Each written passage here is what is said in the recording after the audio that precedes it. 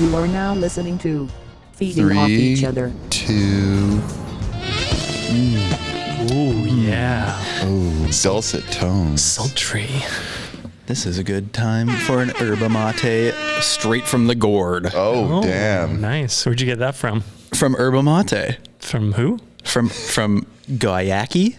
Yeah. Guayaki? Am I saying that right? I think you've offended the whole southern. Oh, shoot. I America. hope they're not listening. It was just some Something guy like named Yaki. Okay, so I mentioned yerba mate on a podcast, and then they hit us up. Jason actually met a woman, and we got gourds. Yes. And I'm going to enjoy this yerba mate from the gourd. Are you engorged? Engorged? I'm in gourd. How do you say the brand? Guayaki? Guayaki? You sound confident. Wait, did she say the name when you talked to her? Of course. Okay. And she said Goyaki? Guayaki. Goyaki. Guayaki. Okay. It sounds literally the same. We're saying Yeah, it's just the same thing over and over again. The yerba mate. Are you getting paid for the number of times you say Guayaki? Yerba mate? Yeah, Yeah. we get paid 1 cent per reference, so we're gonna say it like 40,000 times today. And half a cent every time I say yerba mate. My yerba mate is very bitter right now. Oh, why? It'll jack me up though. I don't know. I think because I made it 20 minutes ago. Yeah. That's probably it. Jason, are you going to crack that Red Bull? I will. I just had one and Jason Jason made me get another one. cracked a Red Bull, a green, what is it? Dragon fruit? Dragon fruit. Dragon My fruit favorite. Red Bull. He cracked it. He smashed it, smashed the can on his head, threw it in the garbage can, and now he's going to have a second. You got I don't- kickstart it. I don't know if you should have that to yourself. I think you should split some with Dave. No, I don't want any. I'll bird feed you. Did you actually already have one? Yeah. You did. This is the second. This is going to be crazy. He's riding the bolt. And you had 3 coffees this morning? Mm-hmm. Holy shit. Okay, so everybody monitor Jason's behavior in this podcast and let us know how 2 Red Bulls affects him. Okay. Welcome to Feeding Off Each Other, a weekly podcast where we feed off the talent, humor, knowledge, and awesome stories of our guests and each other. I'm Matt Dennison. I'm joined by David One Leg Wiggins. Oh, what? You pointed your hat? Oh, I thought you were going to say something about the Grizzlies. David Grizzly fan. Mm-hmm. Wiggins. Yep. Where'd you get that? I bought it online about 10 years ago, and then it doesn't really super well fit my head. And so I discarded it in my parents' house where I still lived at the time. And then I was there the other day and I found it in their carport. It looks brand new. It does look. Yeah, I was just kind of kicking around and I was like, you know what? That looks like a podcast hat to me. And I wanted to represent the Grizzlies. I am also joined by Jason No Ankle Lucas. What? No ankles? I got ankles. You broke both your ankles. We learned break them them both. Yeah, I don't know. That was what I was going to say this morning. One leg Wiggins, no ankle Lucas. That reflects the lack of sleep you've had. Yeah. This is why I'm wearing the slammers, to hide my eye bags.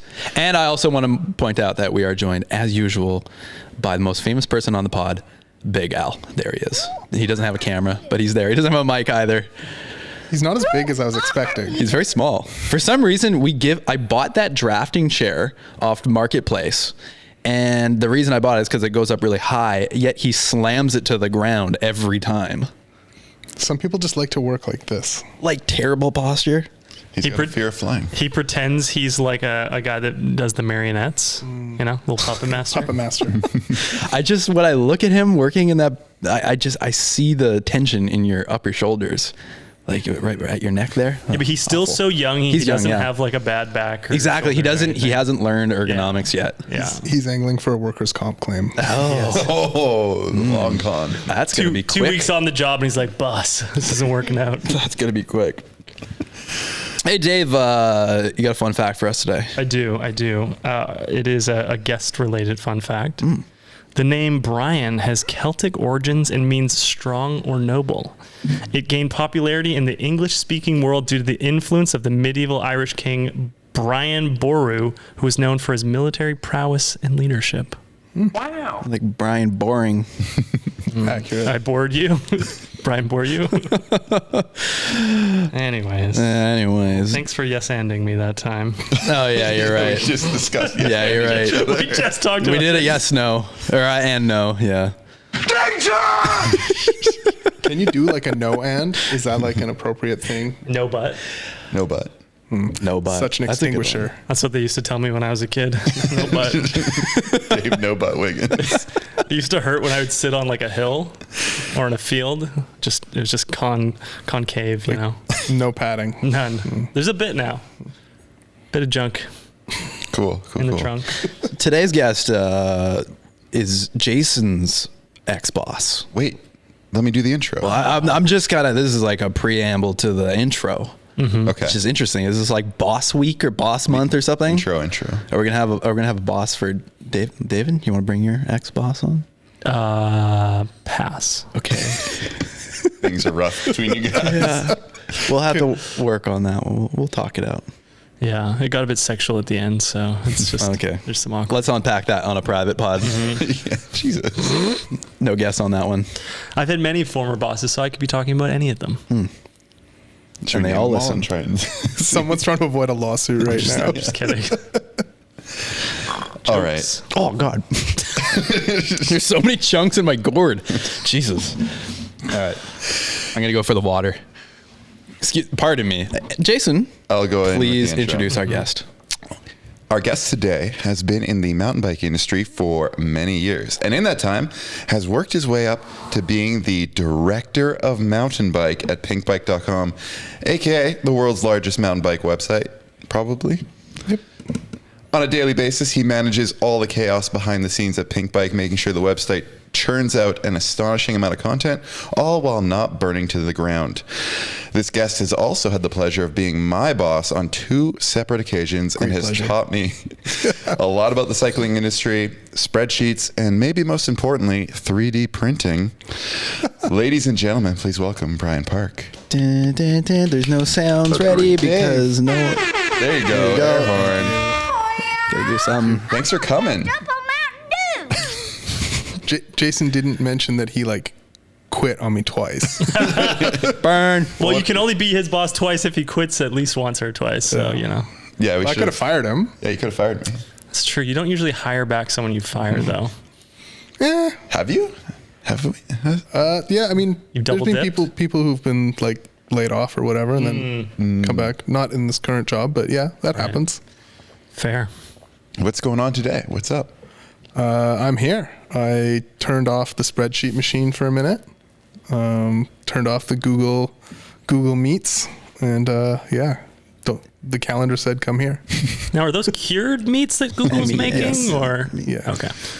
I feel like you are one of the busiest people I know, but logically busy, where you have everything your calendar is immaculate. Simultaneously so busy and get nothing done. Yeah. Yeah.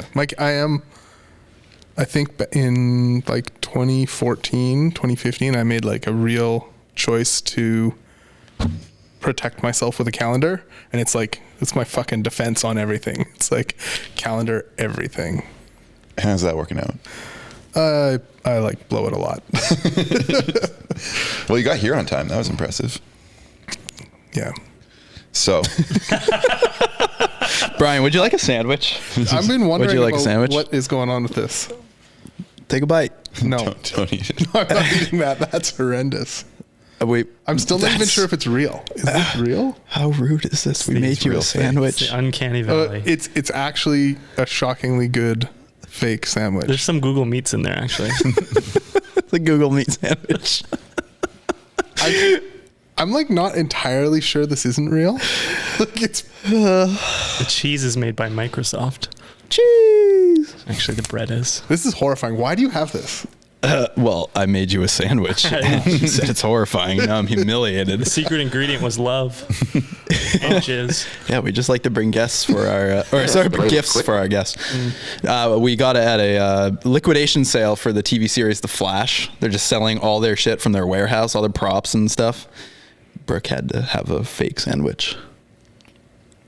Do you know what scene it was used in The Flash? That's a great question. I don't know. That is a good Are question. you gonna go and 3 times speed watch the entire series just to find it? What if you find out that they use it in every episode and it becomes a character? It's like Sammy the Sandwich. That'd be nice. There's the Sandwich cinematic universe. Yeah. That's the future. Well, I don't even know if I can watch it 3 times. Maybe 10 times. I'll take a look and report back. Well, it's The Flash, so you got to watch it fast. It just plays fast. The worst would be getting all the way through and being like, I didn't see it. No, I wasn't looking. Did I miss it? I'm pretty sure I missed it. Maybe there was something back in season 2. I got too wrapped up in the story. I forgot what this was all about. It's so compelling. I don't think there's any danger of that. No, I don't think so. There's a Flash movie coming out. Problematically. No. Cool. Why is it problematic? Because the star of the movie, Ezra Miller, was accused of all kinds of weird shenanigans. And so they kind of left him out of the promotions and they focused on Michael Keaton as Batman. Wait, but he's still the star of this. He's the star. Correct. He is the Flash, the titular character. Incredible. Yeah. Anyways, What does that mean? titular? Yeah. It means you're the character upon which the title is based. I believe the word eponymous also means basically the same character, same thing, but I could be wrong. I thought that was like a black metal band. Maybe. How was that intro? It was pretty good. Yeah? What did I miss? Going back 5 minutes to the intro. Yeah. I don't know. I feel like you could introduce me at a lot of other functions too. It would be great. But I feel like I couldn't quantify exactly like what you've done in the cycling world. Neither can I, though. Yeah, it's I mean, so hard. Yeah, the job is weird for sure. Like, I struggle to tell people what I do, and it doesn't help that my actual title sounds like one of those. You know, when people are out of work on LinkedIn and then they put their like CEO at University of Hard Knocks, like, or whatever. It's like, it sounds like one of those made up LinkedIn fucking. It's like a Director of Good Times. Yeah, exactly. Except that one fits Brett Tippy really, really well. Yes. Yeah. Like, For sure. yeah, he owns that really well. Whereas Director of Mountain Bike, not so much. Chairman of RAD. Director of mountain bike. That's the title. That's literally my title. It's just yeah, one keep that bike, fake. though. That's the trouble. Yeah, it's the mountain bike category as opposed to the road and gravel categories within our organization. But yeah, The organization being outside? outside. Okay. Yes. Outside. Interactive Incorporated. Do you work outside now? No, exclusively indoors. You work inside and outside. Yes. Yeah. But soon he'll have the Apple Vision and it'll feel like he's outside. That shit, never mind. I'm going to get all like That's okay. boomery and like. Yeah, get off boomery the on horse. this. We'll be there right with you every step of the way. I don't know. Like, I'm down, I guess. But like, I'm down. That sounds so boomer of you. I know. I'm down, I Down guess. to clown. yeah. With all your hibbity hop and your...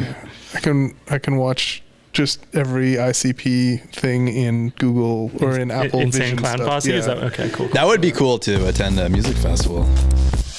In the But why? Not that- But why? I don't know. I don't know. It's like, I don't know. I have a friend who literally every time we're in the car and there's a nice light, he goes, "Fuck, these graphics are sick." That's just his way of saying like things look nice. And I don't know. It's just like Google or Apple. I'm going to say Google Vision a million times. But yeah, Apple Vision thing just, I'd like to try it, but I'm not sure it's for me.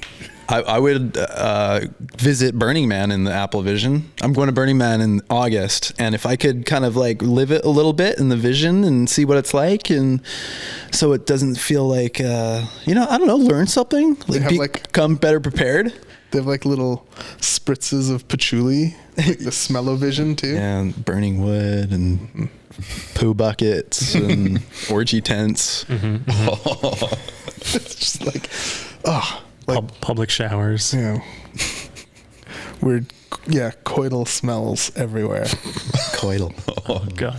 That's a good term. So we talked to Cam McRae last week. Nice. And the first thing we did was he brought up the Wayback Machine. Should we bring up the Wayback Machine for Pinkbike real quick? Yes. Wayback Machine?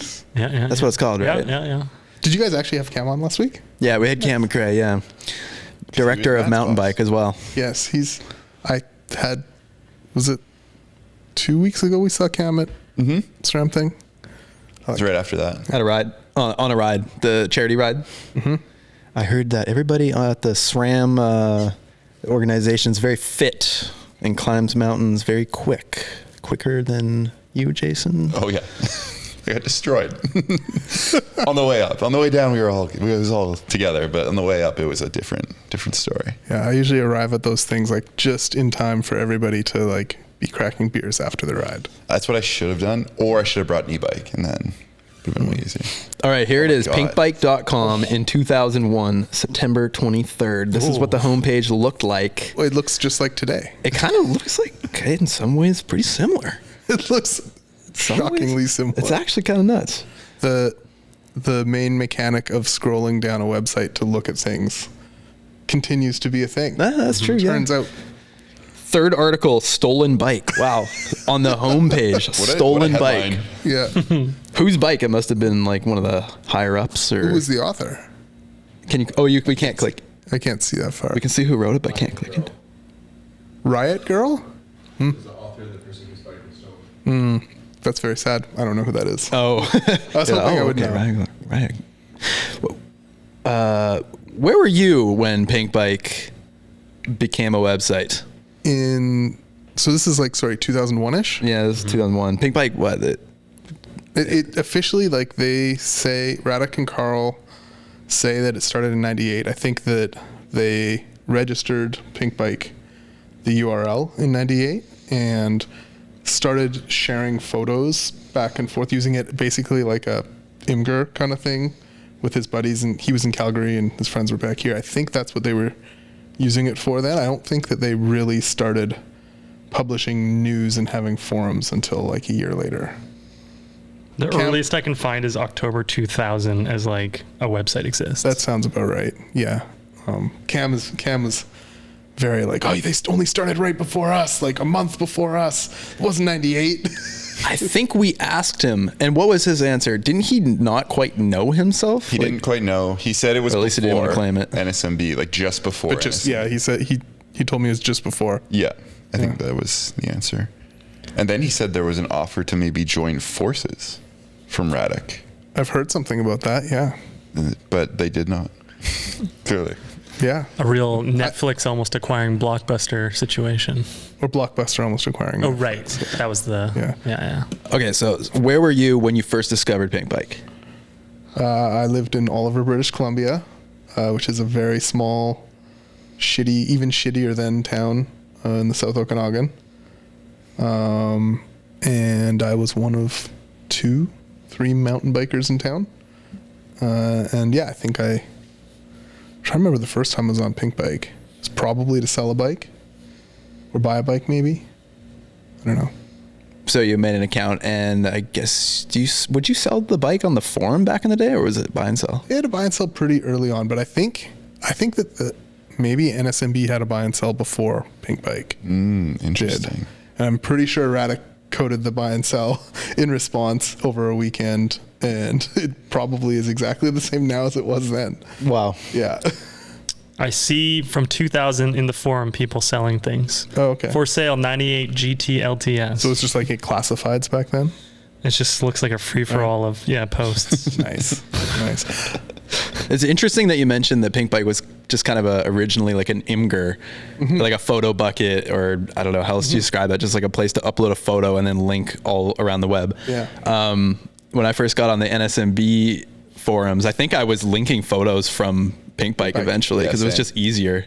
So you'd upload a Pinkbike and then you'd pop it around wherever. And then eventually it was, did it become Facebook? And did their logos just get bigger and bigger and bigger? Yeah, the watermark? Watermarks, yeah. Brutal. Yeah, and like less opaque or more opaque. Yeah. Do you ever do the thing where look up a photo on Pinkbike, just like go to the photo gallery, look up any photo, click on a photo. You ever do the thing where you replace the number in the URL with just like a random number? Because like every individual photo that was uploaded to Pinkbike has a unique number associated with it in the URL. So it's like pinkbike.com/photo/ and then like 7 digits. You ever just type in random numbers, like even numbers or odd numbers? No, but there's some good lore if you want to download the original of any photo or the highest res that's been uploaded. like open the photo in a new tab, and then change the first. It'll say like P number P or something like that. If you change that 5 to a 0, it'll download the original.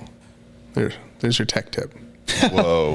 Full res. Full res. Well, Wow. whatever was uploaded in. Oh, okay. Yeah. Wow. Okay, so you've never done it. This is shocking No, to can we me. do that? Yeah. 69, Can we, 69, 420. yeah. We got to go through all the good ones. We'll go to 69 first. But also we have to quickly see the comments on some of these because we're not the only ones who have done this. So just type in type. What is? What's this one? Is 69, 69, 420. okay. We are looking at a photo of a very bad photo. This that is is terrible. This is like someone's headset, Someone like sneezed while taking a photo of their head too. and this was 69, 69, 420. And there's no comments. No comments. Oh my God, Just get go in to there. picture 69. I need to ask. That's so good. I need to ask Trevor to like change that photo for the holy number. Yeah. To one of your photos. Sure. There we go. Oh, that's a pretty good 69. This is the 69th photo uploaded to Pinkbike. It's chronological, right? It is, One is yeah. literally the Yeah. first photo. Yeah. I think love that. I think they did maybe they did a reset in like 2008 or something. I'm not sure. Yeah, you're right. There was a reset. I think they wrote an article. Someone wrote an article. Yeah, because That- if you look at photo 1 right now, I think it's like a Calgary. I'm trying to remember, but like basically all of the original photos. Yeah, there you go. This is the first photo. That is the first photo, and that's really the first photo. But if you go to that album, it's just called Old Photos, and it's got years and years of random old photos in it. It just got consolidated into one album. So now, would you call that the Great Reset, or Oh my get right into the conspiracies. How? Yeah, I mean, we're what 15 minutes in. We're already into this conspiracies. Let's take a deep dive. Great reason. Is that what somebody was mentioning to you on your dating profile recently? yeah, Yeah, basically, yeah. yeah? Alonso, type in 1 million. Who has the 1 millionth photo on Pinkbike? Has there been How many zeros is that? million photos? Isn't it up to like 6 million now or something? yeah. 7 million? That's 1 million? Good That's a old sweet X up. Yeah. Look at that watermark. It's gotten to full 100% opacity. It's horrific. I think we're doing at Crankwist this year. I think we're doing a OG themed party for one of them because it's 25 years of Pinkbike or something. And I think that we had to go and find those original logo files somewhere in the depths. Yeah. Photo 420. That's a pretty sweet photo. I mean, Very that- old school banger. That is the perfect photo 420. Flash photo in the forest. Very green. Old dude riding his triple crown. Double crown? Double crown, triple, I don't know, whatever. Yeah, what does that even mean? What do you call it when you process a photo too many times, like deep frying or whatever? Yeah, deep frying. That's kind of what it looks like. It looks a little deep fried. He looks a little. I'm proud of you for remembering that. I feel like you've brought that up, and I've had to know. remind you. It's called deep fried memes, Dave. I know. I'm so proud of you. Thank you. Your memeing is Have you not so good. You gotten to like the full moldy memes? No. They go beyond deep fried. Oh my Yeah. God, you're the meme master. Ha- Molten memes? moldy. Memes. Molten. Once it's fried, it gets molten hot. They're so fire. They're molten. All right, one more. Let's put a bow on this this photo search. Name a number. 666. Oh, sick. That's a good number. Oh, that's a cool one. Not bad. What's the top comment? Huck got POD, sick. Okay, You got what's, POD? Yeah, it's got the Photo little of the day. dash. what's photo 911?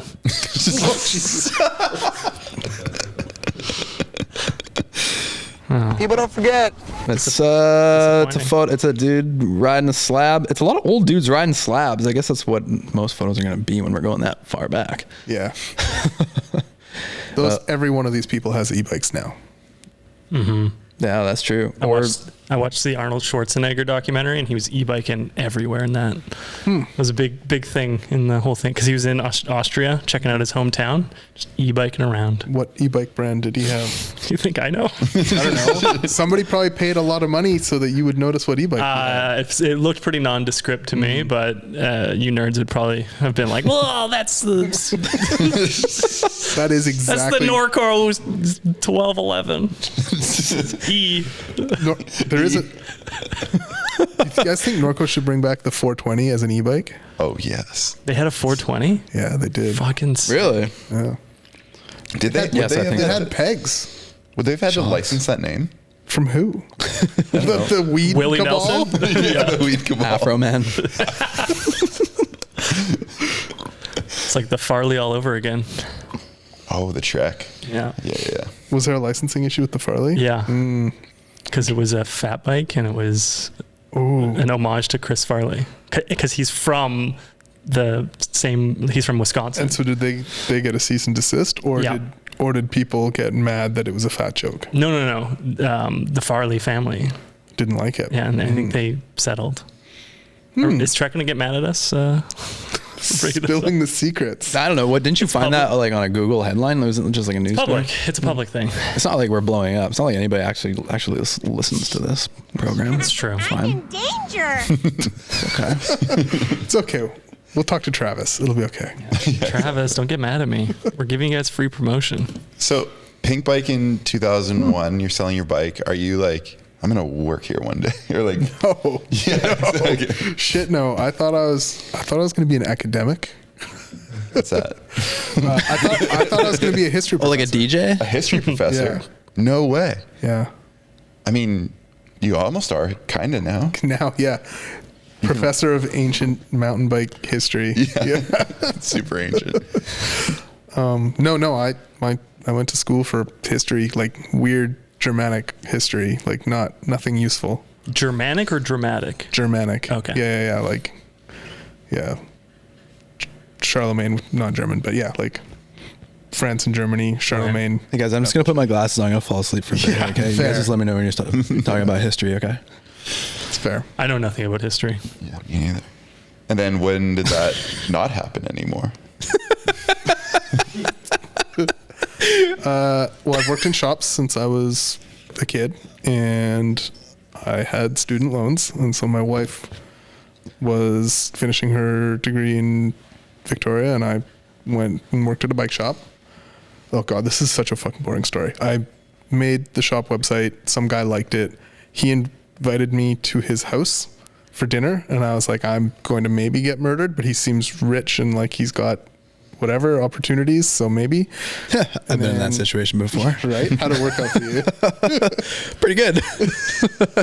Anyways, he was a vintage car restorer, and I made some web stuff for him, and he sold a very expensive car, and I made some money, and I bought camera equipment again for some reason, and started doing video stuff for some local triathletes in Victoria, and yeah, started working for first Specialized, then Scott and Shimano and people, and eventually talked my way into the role at Rocky Mountain. So Wow. Yeah, bizarre.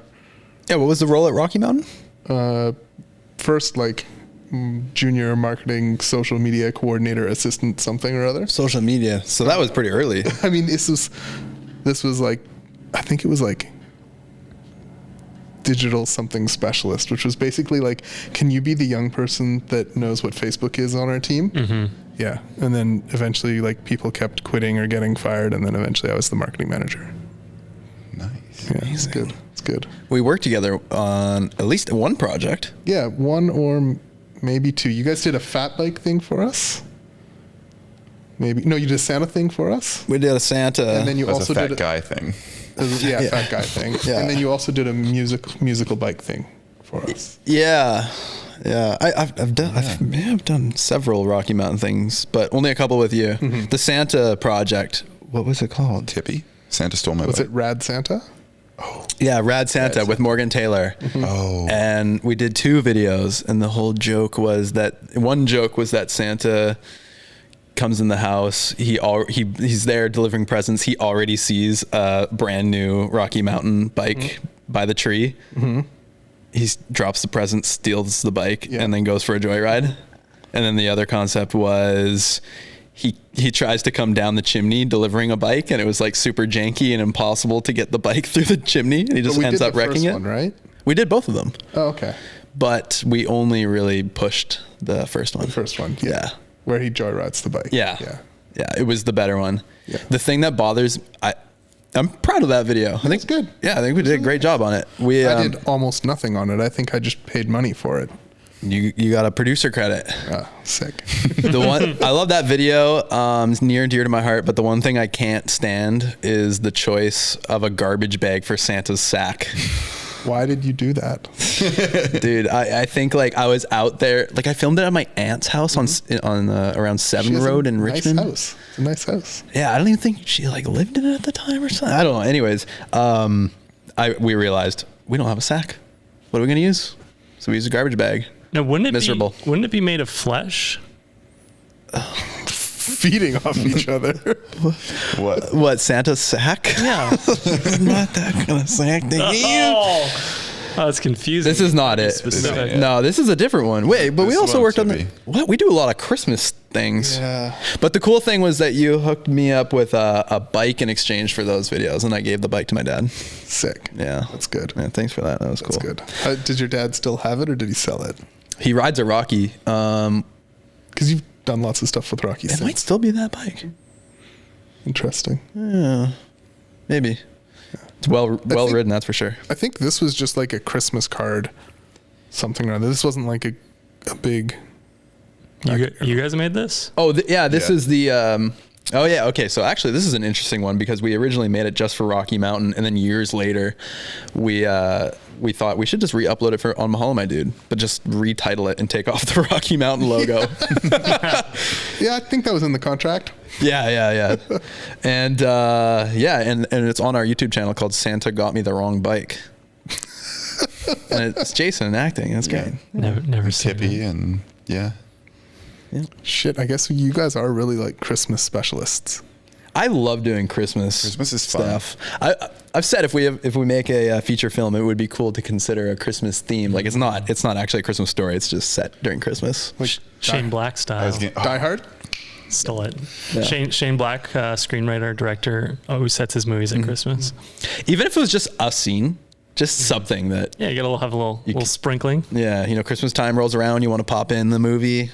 Watch it again. It gives good reason to have like cool lighting, snow. Like there's a lot of cinematic purposes for Christmas. Dat Boca. Yeah. My child is going to actually know what Christmas is this year, and it's going to be very weird watching.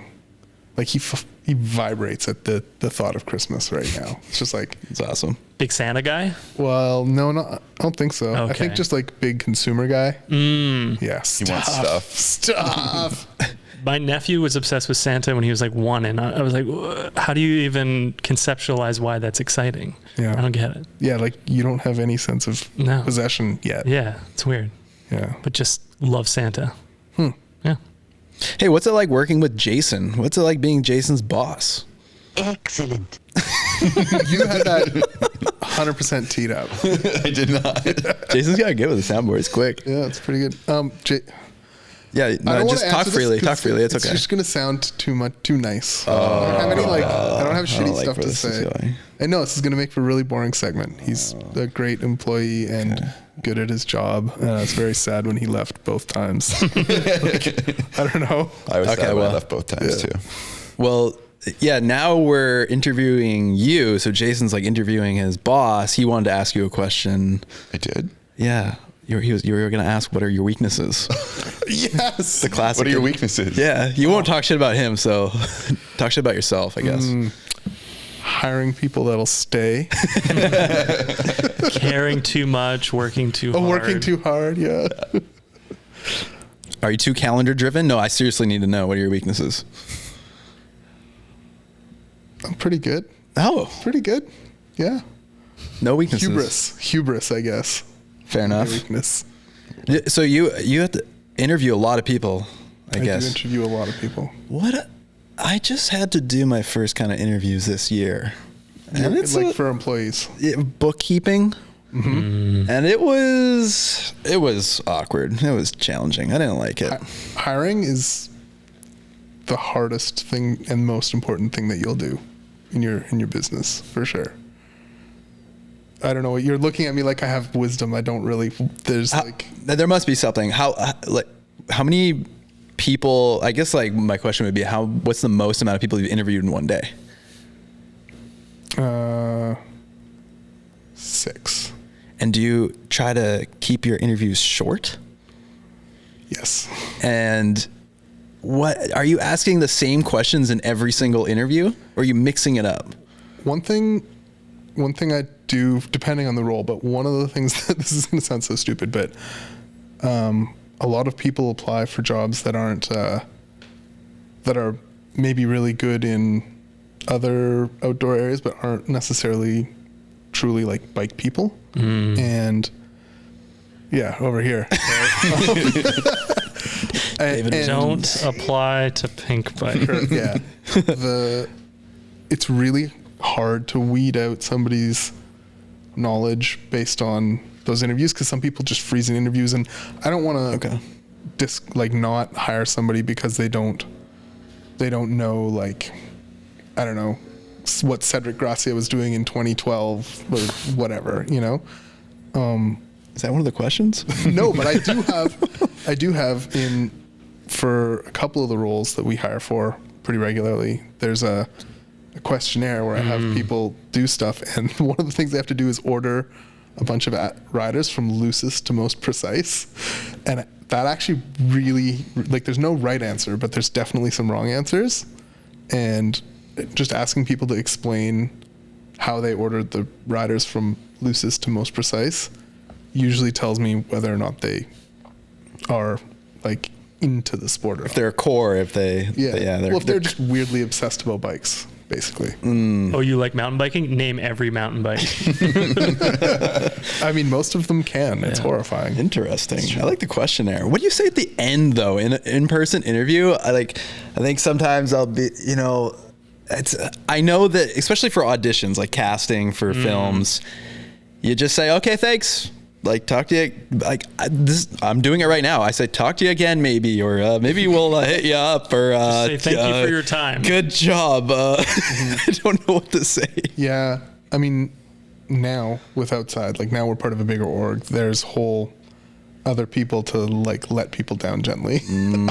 So I need people for this. You need people for that. But it's worse because you don't know quite what's been said. I just found out there's somebody who we didn't hire previously, who I really want to hire, and I just went back and looked, and in their whole previous interview process, there was nobody like followed up with them, and it's somebody's job to follow up with them, and I'm like, what the hell? So I'm gonna have to reach out to this person and be like, hey, so I know that I guess we fucking ghosted you. Sorry. Do you still want a job? Like, I don't know. Like, we have some more roles to fill right now, and yeah, I wouldn't have done that if on my own I try to get back to people. But what percentage of the hiring process is like just vibes? Less now. Okay. Less now. This is going to be the most boring podcast ever, but I use a scorecard system, and there's like a whole bunch of like top grading bullshit books that you can read that are way too in-depth and not that applicable for mountain biking. But I do think it's valuable, and I don't know if I did this with you, Jason, or if this was post Jason, but like writing a scorecard of like, if you're the right person for the role, what will you get done in the next year?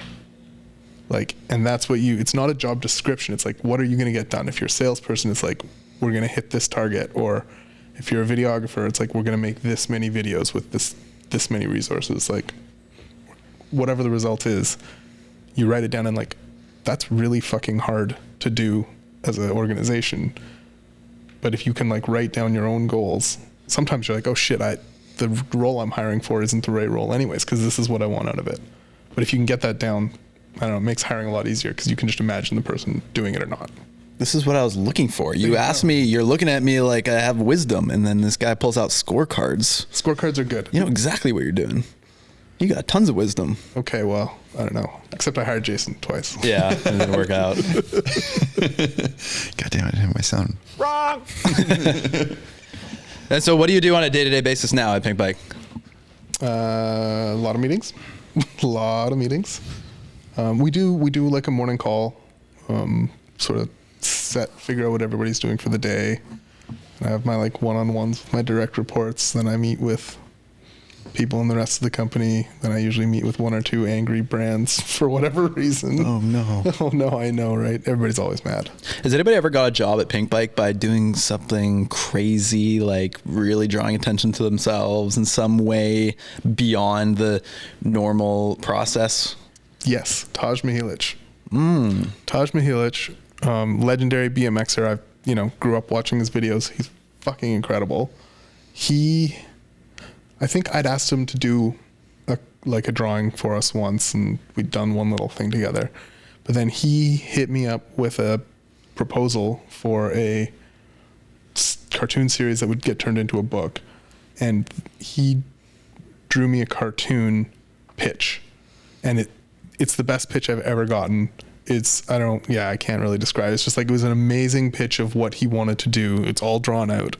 And it was, the best pitch ever. So good. Is he an illustrator? Yeah. Oh. Yeah. So his post BMX career is he's an illustrator. He's like done a children's book. Pull up one of his comics. Oh, he's so good. He's so good. We just saw him. I just met him with Jason at the Whistler Bike Park. On opening weekend, yeah. And we're gonna ask him on the podcast. And then he was on Pinkbike podcast shortly after. This is a small incestuous industry. It's gonna happen. You should get him on the podcast. He's so way too humble and just the nicest dude. And So he's nice. He's amazing comic illustrator. He makes these great mountain bike comics. Does he do any comics outside of mountain biking? Yeah, he does BMX stuff. Bike. Okay. It's a lot of bike stuff. But Okay. And he's also a former professional BMXer. No, I mean, I would put him very him? Similar What? to. Oh yeah. Oh my god. Freaking shreds. Go watch his Etnies forward part. Everybody who's listening, it's fucking mental. It changed the sport of BMX.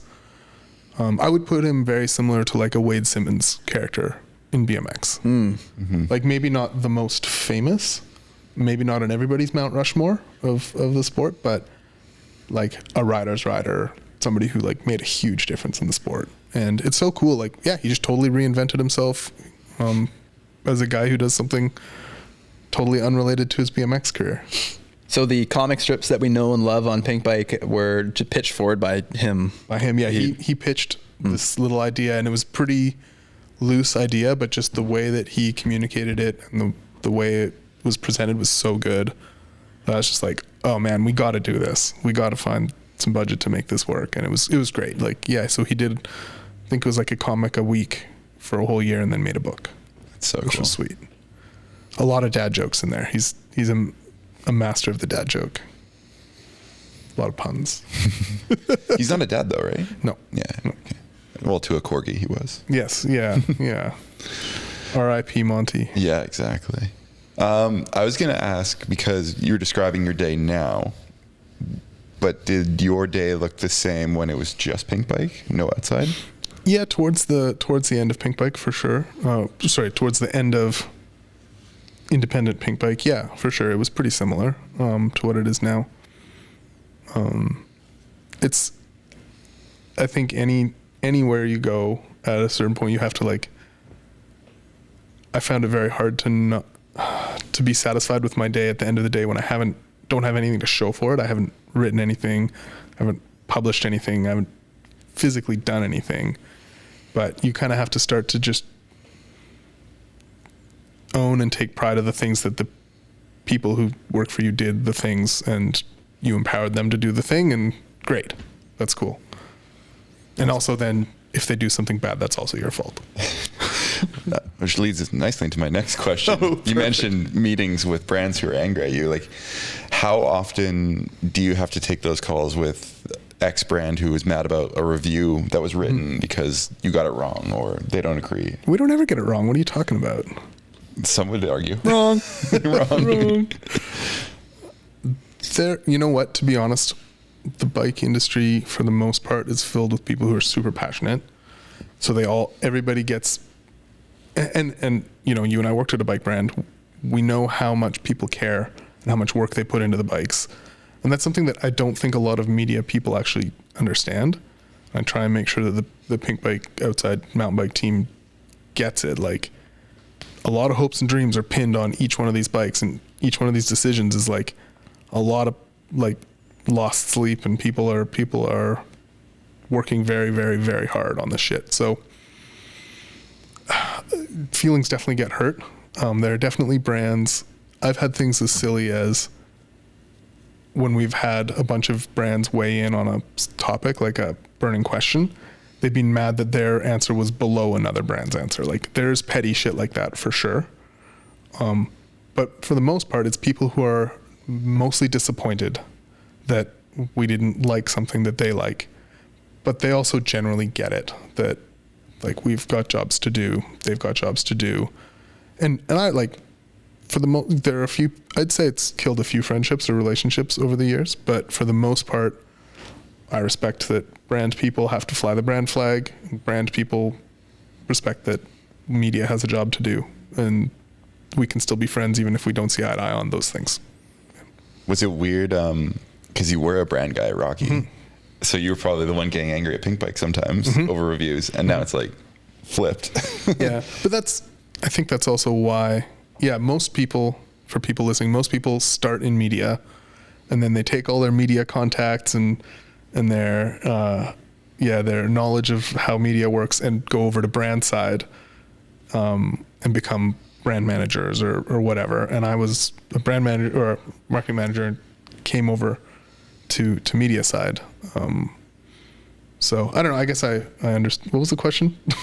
Just that you probably understand where the brand is coming from, but your position now at Pinkbike, you still have to stand strong with the Pinkbike decision. Like, but yeah, like when in 2016, when we were launching a new Slayer at Rocky, Ken, one of the product managers at Rocky, went and rode it at an enduro, and Pinkbike got photos of it and posted them, which they should have done. And in my role at Rocky, I had to call. I think I called Levy and was like, "Hey man, what the fuck?" And he was like, "Yeah, we got to do it. You wrote it in public." I was like, "Yeah, fair enough, but I got to ask you to take him down." He said, "Thanks, I hear you, but no." Perfect. Everybody did their job. We can move on, right? Like, no. Okay, good day. Yeah. I mean, that's the thing, is like, you have to be real about that shit and what everybody's role is. That is one of the biggest pet peeves I have about the industry, is everybody thinks they're on the same team, when it's really that we're all on the same side. We're in the same industry, but everybody has different roles, and I do wish people would respect that a bit more. Yeah, because I don't know. I never get mad when a brand person wants to do brand stuff. It's their job. I don't know. That's a good answer. There was another Trek that just was prototype on the homepage. Pull it up. The Trek. Oh, yeah. That just got spotted. In the parking lot. No, go to the Trek Pinkbike. So this is like what you're talking about, when a prototype bike gets spotted in public, and like, talk about conspiracies. Oh man, the number of people who think that it's like a plant, right? Yeah. Well, like guerrilla marketing. There are absolutely brands who ride their bikes publicly and are like, notice me, for sure. Prototype, we call it. But there are also definitely the number of brands who get super mad when we publish something like this. Yeah, there's lots. Free marketing. I hate it. Okay, so here we are looking at So what happens though is it's undermining the product on the floor. So it's not, the brand doesn't give a shit. They love the fact that we're doing this, but they're getting screamed at by their dealers. Right. Because they just lost their dealers millions of dollars. Because they have old inventory that they won't be able to move. Yep. Right. Yeah. So it's, again, everybody's got their jobs to do, and like, fair enough. But whereas I think also, like, this year we're seeing a lot of brands just being open about what they're making and working on, partially because they don't have a lot of stuff in the pipeline. Like we just recorded it'll be out, I guess, by now with Pivot. We recorded a podcast about their prototype stuff that they, Bernard showed up before Lenza had it and basically showed it off to the world. And we hit them up and they sent us more photos and we sat down and did a whole podcast about it. And even though the bike's not out for another year, so some brands are, depending on the model or what's in the market, they can be pretty open. I don't know this Trek thing. I don't actually know what the deal is. I took 2 days off last week. It was great. And in that time, this came in and got spotted, and was it Kaz wrote it up or Daria wrote it up? Daria. Where is this? Do you know where this photo was taken? I think the comment said it was in Michigan somewhere. Why did they paint it like that? It's so weird. I think that's a on purpose thing. It's weird.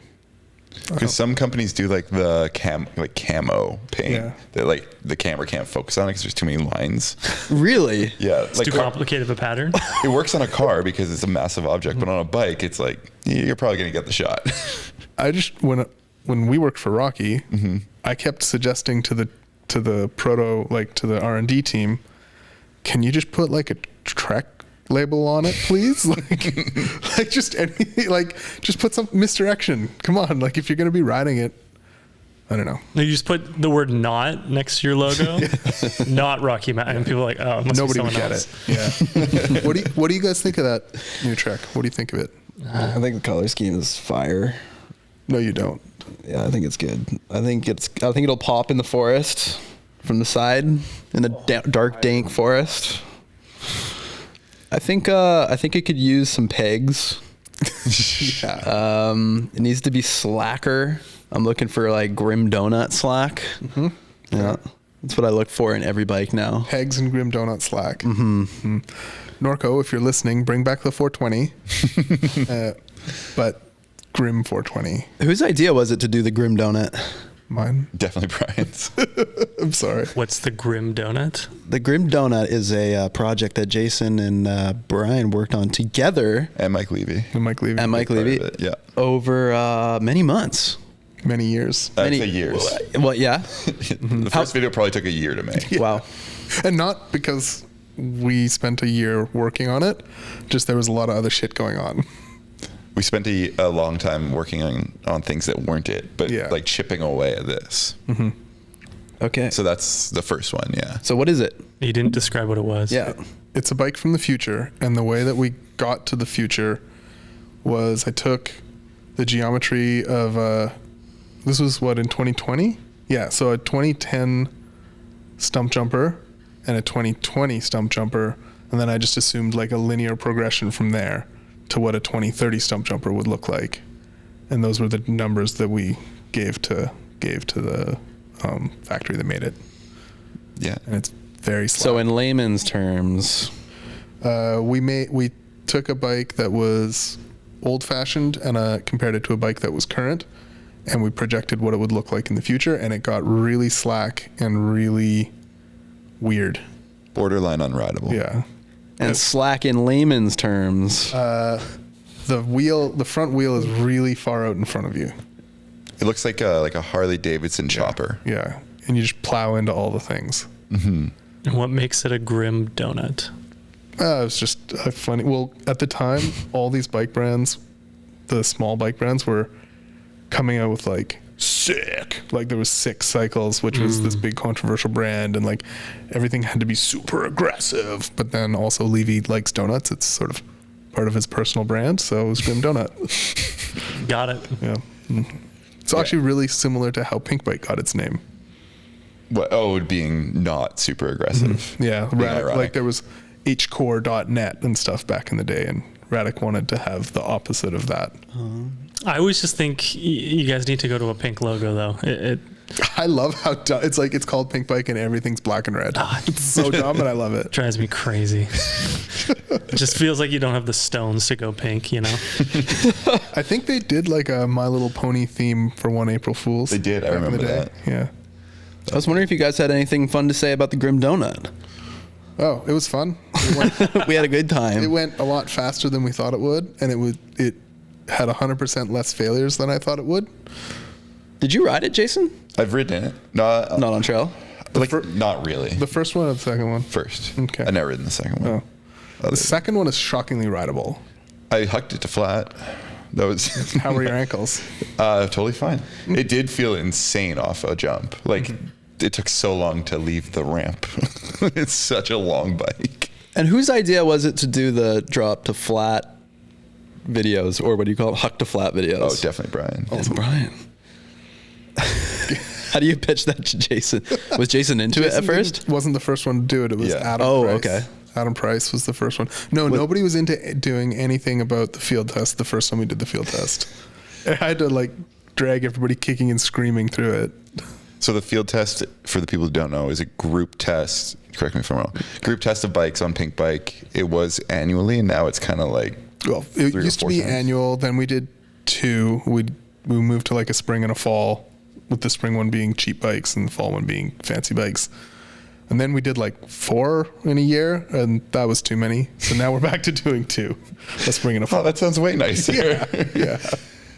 And then during that, one that of one. the like pseudoscience tests is the huck to flat. It's extremely scientific. What are you talking about?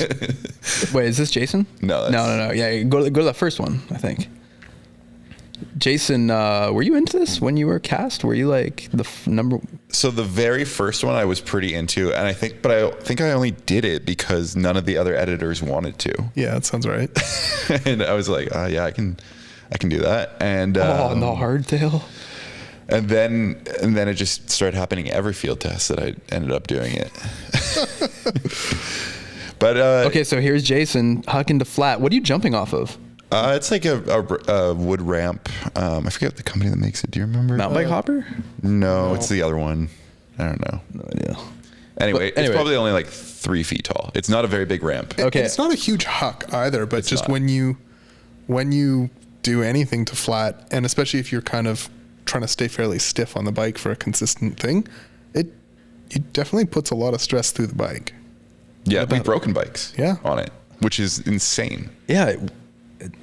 I don't know. Can we talk about the crank that you broke? Yeah. Okay. Was that on the video or? Yeah.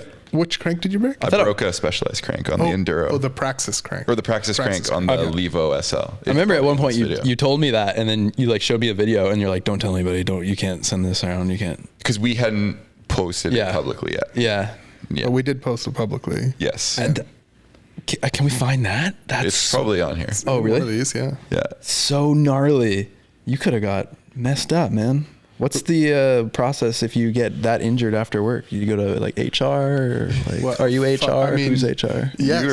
You're a prime candidate for this. Oh God, yeah. I mean, this year we had a bike break under somebody. Oh no.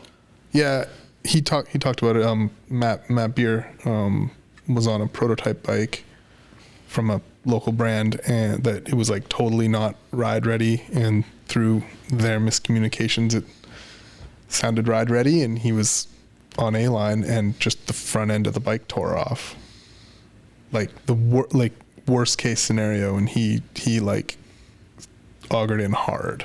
And that's a full HR workers comp, figure it out, like take your time off, do your thing. Like it was bad. Oh my. He hit hard. But yeah.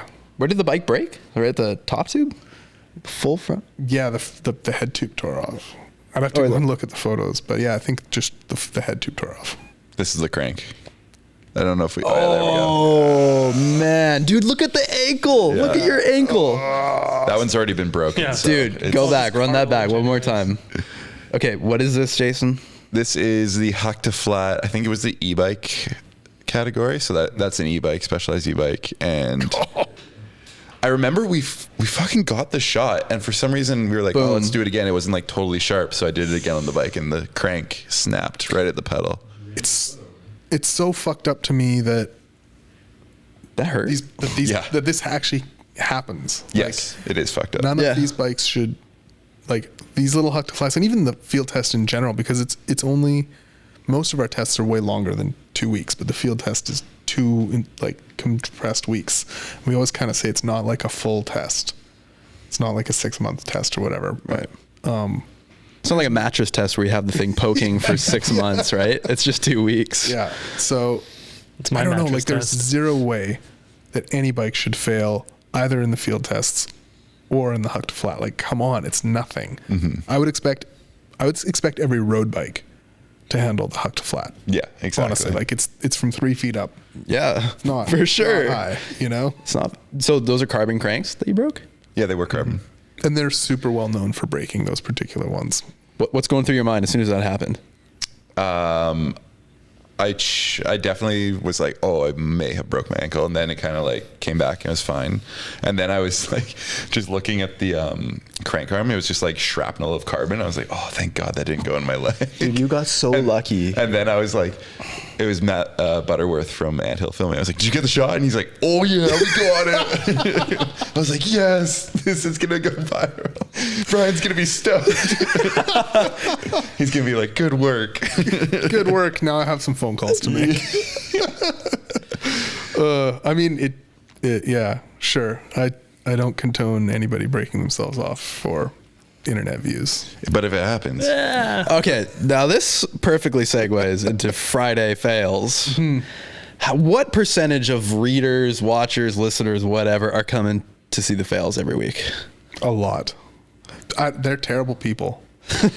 And I'm one of them. Yes. You know what? In the right headspace, I will watch Friday Fails, but not always. No, me neither. Honestly, I probably only watch a few a year. They're kind of cringy in a painful way. Like, oh, and then, yeah, just thinking, this could happen to me. They're just like a little tasty treat, like a little indulgence every once in a while. The comments have to be on fire for me to be like, okay, fine. I got to watch the one where the guy scorpions sideways. The thing that always shocks me is that you'd think it would get old, but there's always new and more creative ways to crash your brains out. Can we just rip a Friday Fails? Maybe like a best of Friday Fails compilation? I think we did a good one for number 200. Hey, is it compilation or compilation? Compilation. it's definitely not compilation. Okay, just asking. Oh my Friday Fails. God, the thumbnail is good too. It's like everybody references Friday Fails when we're riding, filming our Mahalo stuff, we're just out there. People crash on our cameras and they say, "Oh, cool! I'm gonna make it in Friday Fails." It's like something that the kids are aspiring to these days. That intro was very like Spike TV 2003. Yeah, who made that intro? Oh, I think, was that Haysom? I think maybe Paul Haysom commissioned that intro. Yeah, that was before me. For us, yeah. Gotcha. Yeah. TV circuit. That's a visceral. Yeah, right? Yeah. How many crashes are submitted on a daily basis? So many. So many. So many. Like dozens, hundreds. I don't know, but definitely dozens. Definitely. Well, I mean, because sometimes, now you have Friday Fails, Sunday Saves, or Sunday Sends. Saves. I hope I'm right. Yeah, Sunday saves, Saturday sends. Saturday Sends. It's got to have alliteration. Yeah. Yeah. And the Monday Makes. No, we don't do that. Somebody else did like mid Mondays or something where it's just like regular people doing regular shit. Sorry, there's just like brutal crashes happening in the corner of my eye. Oh man. Oh, this one looks like it's going to do well like it. on the ice. Oh boy. Mid Mondays. Yeah, I think somebody on Instagram does mid Mondays or something like that. And it's kind of a good idea. It's just like extra regular. And now, yeah, you do, what is it? Sunday Saves? Yeah. And that's a tough one to get content. Like, yeah. that one looked on purpose almost. Well, we don't do those as regularly as Friday Fails because it takes longer to make. Yeah. Yeah. Mm-hmm. And then every once in a while when you do make them, the comments are like, come on, this wasn't worthy of making a video. Jesus Christ. Just don't watch it. It's fine. Like this, your scroll wheel. I want to say that to so many people. It's like, dude, like if you're not interested in the thing, the scroll wheel on your mouse or like on your phone or whatever, it works awesome. Yeah. Like, It works the same way it did 20 years ago. yeah. It's this like consumer entitlement that it's like, why wasn't this good enough for me? And you're like, Well, why wasn't this exactly what I wanted? Or like, yeah. It's like we're at a trade show and we've posted 30 articles from the trade show about all the new tech, and then we do one video about some of the things that we've covered in articles already, and then they click on the thing that says video such and such from the trade show, and they're like, why wasn't this an article? I want to read it at work. And it's like, it says fucking video in the fucking Yeah. headline. Like, what about video something sea otter whatever made you think that it would have what you were looking for when literally the whole rest of the page is what you're looking for? Yeah. I don't. Yeah, what about people who want autoplay turned off? I understand. Autoplay is annoying. It's not. It is what it is. I'm very conflicted about it because on the one hand, I don't like websites making decisions for me, but on the other hand, like again, you clicked on a thing that said video, and then did you not expect a video to fucking play? So I don't know. I get both sides of that one. I'm conflicted. I'm trying to think. Like, I feel like when I browse the internet, I'm usually browsing on silent anyways until I want to play something with sound. Then I'll turn it on. Well, it autoplays silently too. It doesn't. Click it. It so doesn't. even if you have the sound on, okay. Yeah, even if you don't. People are very vocal about autoplay on know, your website, Brian. It's very vocal. And like, I don't know. I get it. People fear change and whatever, but again, I do feel a little bit like, come on, guys. Like, Does it count as a play? I think if you watch for 10 seconds or 30 seconds, I don't know. And you're definitely getting the play because 10 seconds, like I'm scrolling to the bottom right away. The first thing I'm doing is reading some comments. You're right. Autoplay sucks. Right away. Actually, one of the people. I don't need to read anything first. It's a actually free comment. Right everybody else is so pro autoplay. It's just him with all of his alts. Oh, yeah, I got a lot of alts. Speaking of Friday fails, we wanted to talk about one of your fails. We love injury on the There's show. so many. We love injuries. You're a big mountain biker, a big OG mountain biker, and you sent in a clip. Sent in some home No, this tape. isn't- is No, this this. the- What is this? What are we looking at first? I think This is like a free ride clip. this is just This Free is Ride you- Brian back in the day. You- Okay, let's Huck set him. the scene. Your free ride, Brian. What year is this? This has got to be 2003. I'm on a Banshee Scream. I don't know. There's 4 pixels on the Yeah. screen. It's in fisheye though, so Yeah. Whoa. Even sound. What the hell? Sweet. That was huge. Yeah. Look at that style. Is that Our turn. Oliver? I think that's in Kelowna. I think we drove up to Kelowna with a little kicker and we went around to various fields. Oliver, I hardly know her. Oh Lord. Okay, wait. What is this? Oh, that's because we were talking about Cam McRae. Dude, he's gonna be pissed when he sees this. is that Cam McRae? Oh, that's me. That is me. So NSMB used to have a contest called Air Apprentice, which was like a early reality show kind of, It's like Pink thing. Bike Academy. just like Pinkbike Academy, yeah, but with a free ride focus. And there was like And a BMX background. and a BMX background. There was definitely a few people that came out of that with little careers and stuff. Like, Oh yeah. I'm trying to think of who was the most famous Air Apprentice person. We were Like just- currently? Yeah, Mark Matthews. I would say Mark Matthews if we're going numbers wise on Instagrams. Instagrams and whatnots. But there was, I'm trying to think. Ian Nelson. Ian did it Nelson. for a Oh, yeah, minute. yeah. You can Literally 2 days ago, we were like, "Where's Ian? We haven't heard from him in 3 Ian years." Axe. Where is he? Ian Axe Nelson. And his axe ups. He does like spinal like physio. Oh, good. Good for him. He probably makes a lot more. From all the people who come in from Friday fails. Yeah. Anyways, a bunch of us did like a fake Air Apprentice while they were doing Air Apprentice one year. We called it Stair Apprentice, and then I got really drunk, and it ended up with a long jump over my carcass. And I don't know where that mask came from. Well, I can tell exactly what's happening in this photo. I know it it's means a lot the to best me. Photo. That's It awesome. was just a good NSMB story. Who competed in Stair Apprentice? Anyone we know? Evan Holmgren. Okay. Yeah. I think Ben Boyko, maybe. No I way. don't know. I don't know. Some people like that. Bouch. Do you remember Bouch? Andrew Yeah. Boucher. He like went and worked for Free Ride Entertainment after a bunch of those like WTA people. Free Ride Entertainment.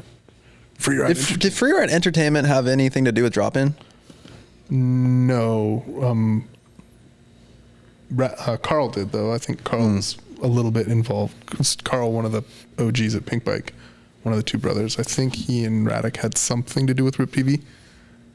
I was gonna segue into you on I drop see. in, You mean drop in. but I tried to segue into your fail Oh yeah. Now which we're one? between segues, Can we go and I back don't know to- which one to segue to. Can we go back to the mask photo for a second? No. Okay, let's move say on from you have to that. segue into it though. Yeah, no. So Brian, were you trying to hide your face there, or? Oh my lord. All right, moving on. Oh, Dave's on fire today. Sorry. All right. Okay, we're going into the Friday This fail was the here. Friday fail. Okay, so you ate shit. yeah. All right, Right? this is you. And what are you thinking? We're looking at a photo of Brian. How does this make you feel? lying on his back in the mountains? Chilling. The very broken arm, very cool shades, and a cool helmet. Yeah.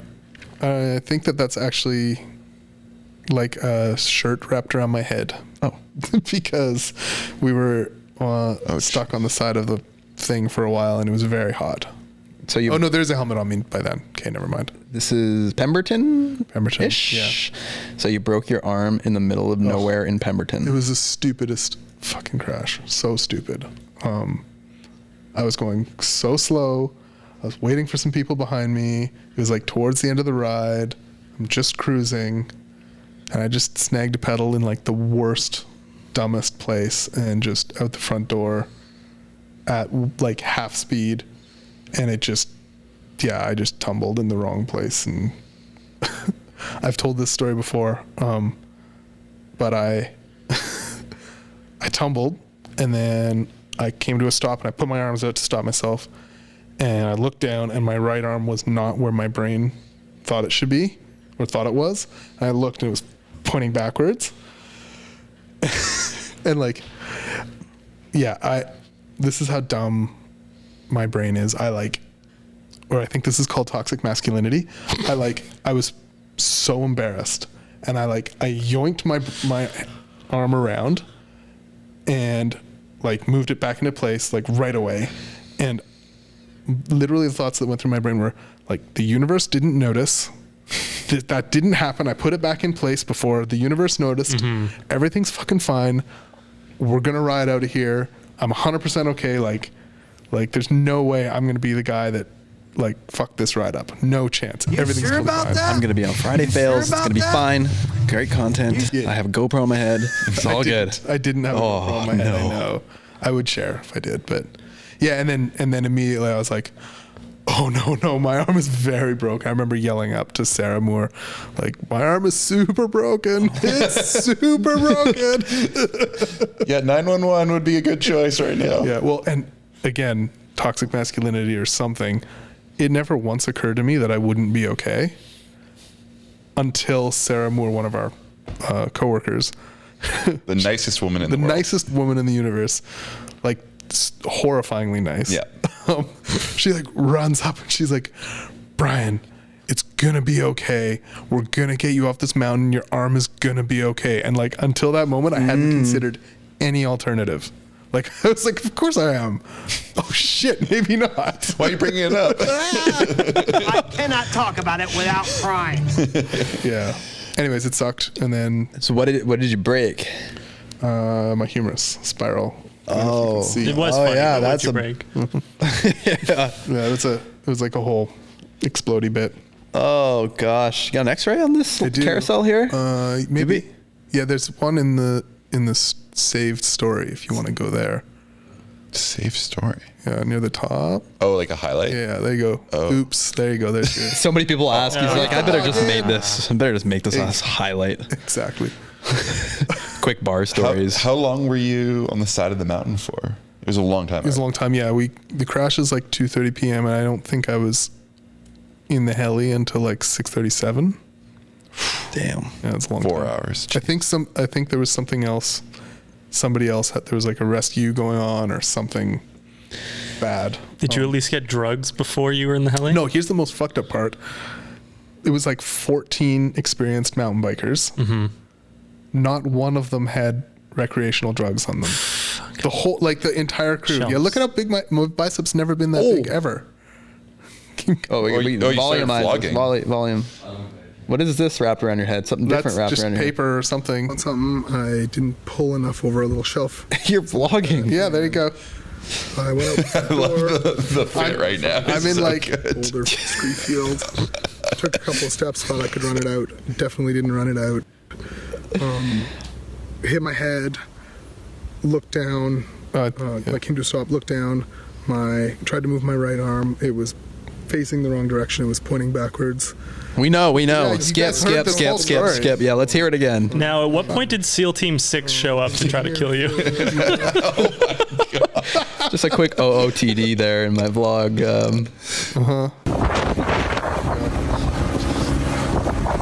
How is this? Were you sleeping at this point, or? No, this fucking sucked. Really? I'm sorry, there's a helicopter above. I can't hear anything. You got like a little sleeping bag and you can only see out of one small piece, and the thing's spinning on a pendulum, so it's just like everything hurts. You're being shoved up against the side of this thing with a broken arm, and it's spinning. It's like earth, sky, earth, sky, earth, sky is all you can see. A periscope maybe would solve that. It's horrible. Anyways, there's the X-ray. Oh, that's a big break. Holy smokes. So you clipped a pedal and you went over the bar? You said out the front window or out the front door. What does that mean, over the bars? Yeah. Okay. Yeah. And surgery went well. I'll get to go home soon. Yay. 200 weeks ago. Yeah, there we go. No, anyways, yeah, it sucked. It wasn't, I don't recommend it. It was,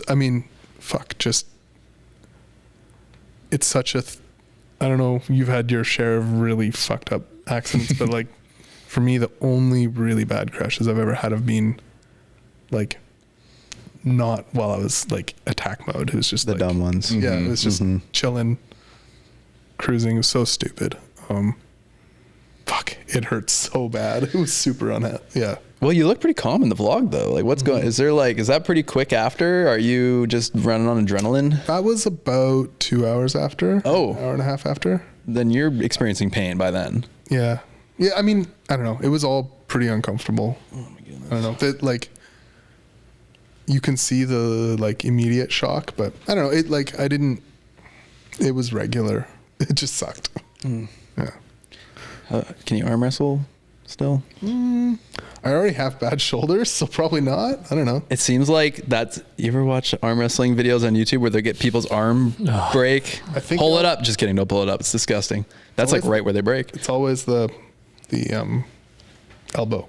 Have you seen the guy with the giant Popeye arms? Did we talk about this on a different pod? Like the synthol dudes? No, he's a professional arm wrestler. Just look up dude with Popeye arms. It'll come up. Jason, how's that Red Bull? Half drink? Full drink? Look up You're arm wrestler. Wrestler. Jason. That's what my biceps look like. Yeah, kind of. I'm just filled up with blood. Oh God. Yeah. Far right guy. That's what my this guy. His forearms are crazy. He has some sort of genetic disposition, and he looks like if Jeff Foxworthy met Popeye. Yeah. Holy smokes. You know you're a redneck when you can arm wrestle anybody. He's very trustworthy looking. He looks like the biggest sweetheart. Yeah. So basically his whole Instagram feed is him holding regular sized things and being like, look at how small a beer can is in my hand. And it's entertaining every time. Does he have like an OnlyFans? Yeah, he's like, look at how small this looks. I'm sure there's a market. Yeah. Yeah. Just obliterating women with those hands. That is not where I was going with that, but all right. No, I wasn't either. I was just feeding off what you were putting we're down on the table. Feeding off each other. Yeah, find him holding something small. No, that's It's a pretty big item. it's a big item. It's a big license plate. Yeah, it's like the biggest license. Holding something small. Pulls up a car bumper. Keep scrolling. Okay, whoa, wait. Keep going. It's best when he's got like a can. Just everything he holds is big. Oh yeah, maybe that. Yeah, a cake. Yeah, that's a whole Wait, cake. what? No, it's not. Zoom in. Oh my goodness. No way. How big is that cake? Yeah, Oh my God, his hand, dude. That's a Dairy Queen ice cream cake right there. Dude, his hands. Okay, that is wild. But he looks like a sweetheart. Mm-hmm. Like you imagine those hugs. Oh, nothing's wrong. Oh yeah, look at him with a baby. Jesus, he's gonna clobber that thing. Oh my goodness. He looks like Wreck-It Ralph. Yeah, Jeff Foxworthy meets Wreck-It Ralph. Oh, that was amazing. Wreck Foxworthy. Yeah, there you go. Yeah, That's what a beer can looks like in his hand. Sorry, did you say bacon with a Jamaican accent? Beer can. Okay. Hold a beer can in his hand. I don't know how to segue into this, so I'm just gonna ask. You're working on a movie. Oh, you could have gone with the Free Ride Entertainment quip earlier. I know. I tried. Oh. I tried, and then we went back to injuries. So now I'm just. We're spiraling. We're spiraling. Well, I'm but Jason and I, we just we built a bunch of bikes yesterday. We're filming it and all that. And we're running old mountain bike movies in the background on the TV, watching Dustin Bones, is it called? Well, we watched all of the neural disorders. Pretty much. That's how long the bike build took. And then we watched, I didn't even know they had it. It was like the greatest hits movie of all the neural disorders. Yeah. Were you on the field test where we were with Taj and watching all the OG? Yeah, that was when Taj slept in a closet. Yeah. I didn't quite know who he was. So watching Taj, legendary BMXer, watch original mountain bike movies and being like, what the hell is this weird ass subculture from the early 2000s? It was so surreal. It was super funny. It was very funny. Why did Taj sleep in a closet? Because he's way too nice to kick anybody out of the bed. Yeah, I would have left a bed. Like a Yeah, all walk-in of us closet? No, it was like an under the stairs closet. It's like Harry Potter stuff. Harry Potter, yeah. Totally. It was a little Harry Potter thing. Yeah. Anyways. Yeah, and it got us fired up for the new Free Ride movie coming out. Well, it's not going to be a New World. Right. But it is pretty sick. But it's made by the same people. It is. Ish. Yeah. But it also has, so it's the movies, nothing's for free. I'm not working on it at all other than talking Derek off of a ledge on a regular basis. Derek's the director? Derek Westerland, the Big D, the guy who made all the New World films. He's been working on this, I think. I mean, he talked to us about it at Rocky back in the day. So it must be a decade that he's been trying to get this thing done. It's the history. It's like the story of freeride mountain biking, on like a quite big scale, from like early trials all the way to like YouTube stardom now. And it kind of goes through all the different eras and all the different superstars, and it's got everybody involved. So Didn't the Moment movie tell a similar story? Similar and on a smaller scale, but I mean, the Moment was great, but this is definitely bigger. There's more people. This is more stories. people, bigger, and it has all of the OG. Like it's got Christian Beijin's in it, Bjorn Enga's in it. I think he's got some stuff from Yorley. Thor Wixom just sent a bunch of stuff up for it. Yeah, like every OG filmmaker that documented this got like Tarek Razuli from Resolution. Like it's got the whole FMB era. It's got It's got everything. everything and everyone. It's heavy. Like it's not. The Moment was really cool and like felt good. This is definitely heavier. Like it's definitely, there's some really awesome storylines that I won't give away, and some things are like really happy, but other things are really fucking heavy. And there's some really sick riding. So I don't know. I can't wait. It's cool. It's premiering Crankworks. So we'll have a premiere at Crankworks at the Plaza. Yeah. On the Plaza. the 28th. Dude, I can't That'd wait. be awesome. Yeah. I can't wait. Thank you to all involved. I love watching a movie during Crankworks. Yeah, it's been a while since we've had like a big premiere at Crankworks. Where's the after party? I actually don't know, but we were just talking about there's a few options, so we'll figure that out. Nice. Yeah. Is BCDC gonna be there? No, the music choice, I think you'll like it, but I won't spoil it. Swollen members. Celine Dion. You know what? That would be great. That Or would be Sweatshop Union. era appropriate for sure. Yeah, real Spike TV 2003 Yes. vibes. That would be epic. This week on Mansers. Remember that show? I do. Be like, do you like tits or cars more? And it'd be like a car with tits, and it'd be like, what about both?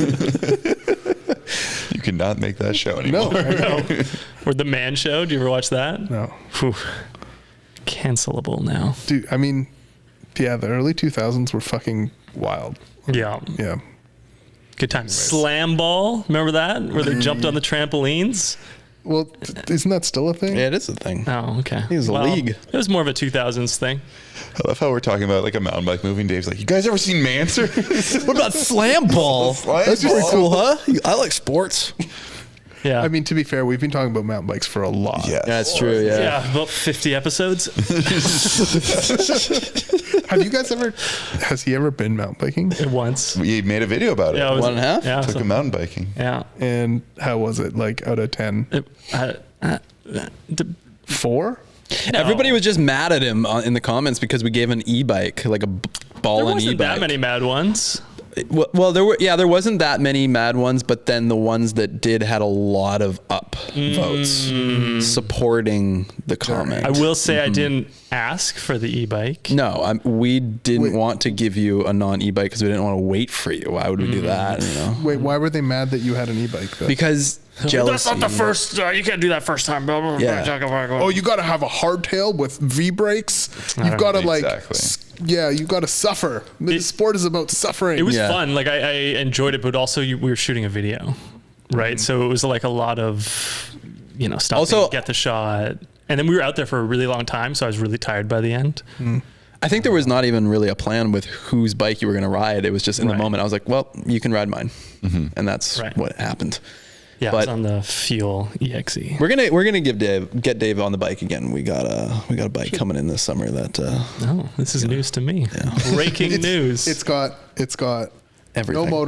no motor, one rear brake only. He's got to live through the bullshit of like early 2000s mountain bikes. Otherwise, the commenters won't be satisfied. if we ever do a part 2 of Dave Goes Mountain Biking, you have to suffer for sure. Okay. Well, as long as I don't Friday fail myself. Maybe we should just make him the guy who has to go bike packing on the downhill bike on the session. Then he would needs suffer. a dual knee replacement. Yeah, pass. We're doing that video pretty soon, like gravel bike versus trail bike versus session. And you're gonna make each one of them do like not what it's meant for. No, we're all gonna I don't know. We haven't really figured it out, haven't but figured it out. we're just like putting racks that old mountain man racks. They fit on any bike. Sorry, what's this video? I'm gonna kill you, Dave. I'm gonna kill you. This is very inside, but Dave can't remember this project every time we bring it up. There's like 2 month gaps between bringing it up. It's a whole thing. I was actually this morning going to be like, I was going to bring it up myself as a joke. Anyways. Is Yeah. it really just that you guys like wanted the aesthetic of these ridiculous bikes and then you built a video around it? It kind of started with like a thumbnail, like, oh yeah, if we build a bike packing bike on a session, people will be like, what the hell is this shit? And then we're like, wait, does someone actually have to go do the route on that bike? Because they're mostly just gonna be pushing the bike. Do you often start from just a thumbnail? We have been trying this year. We've been starting from the thumbnail, working backwards. It can work. It can work. Yeah. If the concept leans into it, a lot of it, still though, a lot of our videos are like, let's go and see what happens. Yeah. I say that like we've tried it a couple times. Yeah, and it's worked. And then It just forces you to actually have some sense of like what the hook is beforehand. Yeah. In any case, at least you talked about it a little bit before you went out and did it. But yeah, Jason and I, we've for many years just gone out there and winged it, and it's worked out. Wanged it. Which is wanged it. Yeah, we wang wanged chunged it. it. And it's worked out pretty well, but yeah. We need to talk about 3D printing. Ugh. We need to talk about 3D printing. Very interesting. Okay. When I went to this Maynard's liquidation sale and got this sandwich, they had a 3D printer. And I was thinking about you, and I was like, I feel like I should call Brian Park right now and FaceTime and say, is this a good 3D printer? Because I really want one. Do you want one? I think I want one. I like the idea. I mean, because we have 2D vinyl plotters when we make stickers like crazy. I love it. Just think of what we could do with another dimension. Third dimension. Butt plugs. Yeah, I guarantee you there's a hole. My friend printed one. There's a as hole? joke. You guarantee there's a hole? I guarantee you there's a hole. I think there's at least like 3 or 4. There's 7 holes on the human body. Are there really? Wait, how many? What about pores? How many holes collectively in this room? So many. Wait, do eye lot of holes math. count? Wait, maybe. But Jason said that you made a decent amount of money. I was going to say the number. Maybe I won't, out of respect of the businessmen over here making. $1 million. No, it wasn't $1 million. But if somebody wants to give me no Jason said you made 10 grand 3D printing shit at home. last year. Yeah. That's amazing. I mean, I think I probably spent $7,000 to do it. Oh, But that startup costs. That's okay. Cost. Does that even include your time? no. So you're probably probably in the red after. Oh yeah. Oh yeah, for Don't sure. calculate it like that. Yeah. That's cool though. What are you making? What are you selling? The things that people right now are buying. Originally, the thing that like I sold a shitload of were the weed holders Oh, in the top cap things. right. Yeah, Jason mentioned that. Yeah. So like you hide your doobie somewhere on your bicycle. well, it's got a little one hitter thingy and your lighter and some material, which could be weed, but could be other things depending on how legal it is in your area. I don't know. You could probably call it a fire starter kit for safety. Oh, there you go. Yeah. Fire straws are a real thing. Yeah, there you go. Fire straws. Yeah, sure. What's that? To like blow on a fire. Yeah, if you're trying to start a fire, you have a little straw to. Oh, okay. Yeah. Oh, interesting. But weirdly, they're shaped exactly like a one hitter. Anyways, I sold a lot of those, and that was cool. And then I make a lot of like beer can holders, like little clippy things that a friend of mine designed. People buy those. People buy a lot of pump holders because people are obsessed with how they hold their pump on their bike. So just a lot of holders. Well, things that hold shit, yeah. A lot of accessories. I'm not gonna make any stems, 3D printed stems. And then weirdly, I've made some money recently through 3D printing Nerf guns because there's a subculture that's even dorkier than mountain bikes and even more willing to spend money on Nerf guns. nerdy shit. Yeah. Did you bring us one? No, but I can. I would like one. Okay. Yeah, I'll make you one. I made 3. The SRAM one. I made the SRAM one. Yeah, he brought a SRAM What? 3D printed Nerf gun. Oh my god. So They're what sick. makes a 3D printed Nerf gun better or different than a regular one? Well, That'll kill you. All right, so next podcast, tune in. Yeah. This is gonna be a long one. yeah. Give me the two-sentence answer. It's cool hardware store engineering that will like punch a hole in your drywall if you Gotcha. want. Gotcha. I love Yeah. it. It's sweet. It will It's- kill you.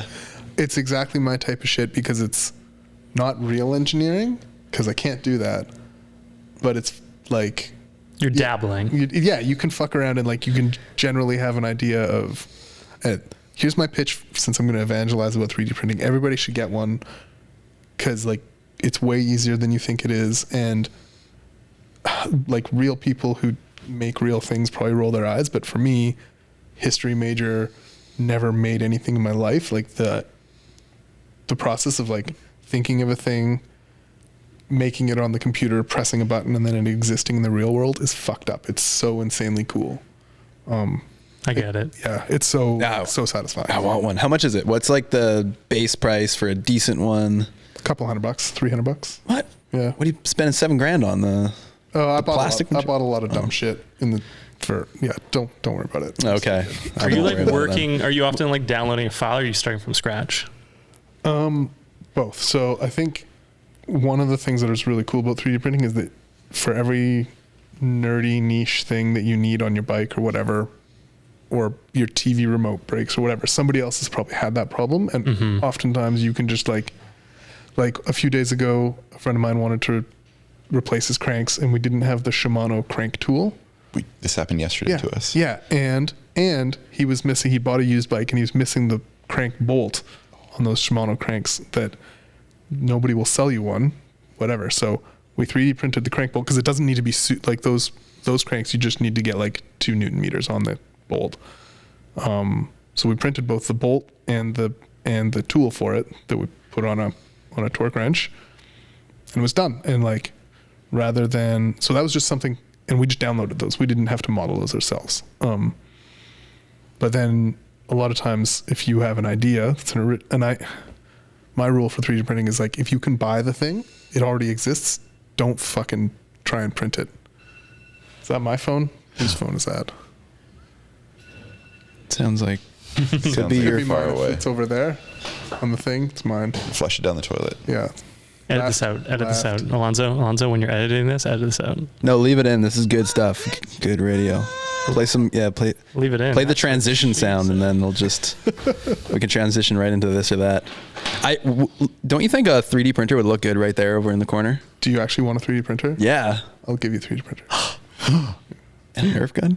Sure. I'll trade you a sandwich. Perfect. Deal. What? You have multiple 3D printers? Oh my goodness. Yeah. Well, okay, so Seth Bike Hacks, he would make GoPro mounts for his bikes, and I'm wondering how easy it would be to make that, because you got to match the clip that exists in the GoPro. You got to Pretty easy. It sounds very complicated. I mean, probably somebody's already done whatever it is you need. So Yeah, you just download so you just download it. And like, I don't know. So the guy who designed that beer can clip thing, Beer can. Sorry. you need that on the soundboard. Beer can.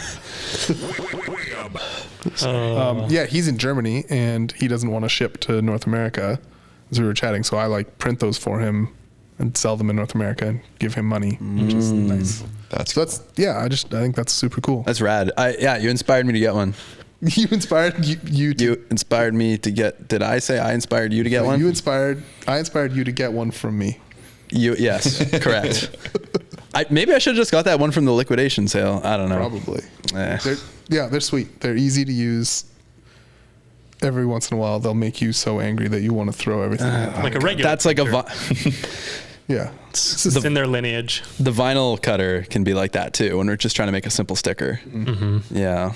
Dave nearly pulled his entire scalp off. Printing our whiteboard text. It was the first time I'd ever used it though. The plans for global domination whiteboard over there. I like that. Smartest guy on the pod. I didn't realize you guys were like making artisanal stickers yourselves. Oh yeah, handcrafted, hand churned. Why don't you outsource that? Is that why you're trying to hire? Some of them are. Like sticker maker? Some of them are, but it gives my mom something to do. She likes it. Nice. Yeah. Does she listen to this podcast? I think she will listen. She may have tuned out on the 3D print. No, she probably wants a 3D printer now. She's going to be like, let's make 3D stickers. Do you think she starts at least every episode but then doesn't make it all the way through? Is that what you're getting Trying at? to boost your play count. I don't know. Last time she gave me feedback on the pod, she said, tell Dave to stop swearing. He sounds like a freaking 12-year-old.